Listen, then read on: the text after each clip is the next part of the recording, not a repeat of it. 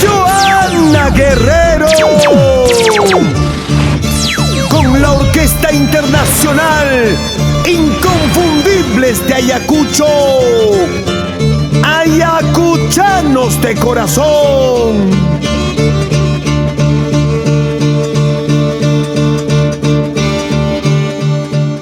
Bajo tu ventana miraba la luna en el cielo, esperando que un día regreses. Tomaba unas cuantas chelitas, contándole al cielo mis penas.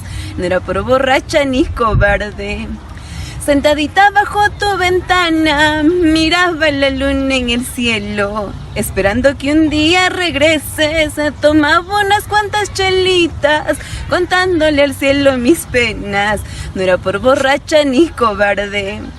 Una voz celestial me decía: no llores, hijita querida, no estás solita en la vida. La lluvia que cae en tu rostro es el llanto de tu santa madre, que hoy llora por tu mala suerte. Buenas tardes, familia linda.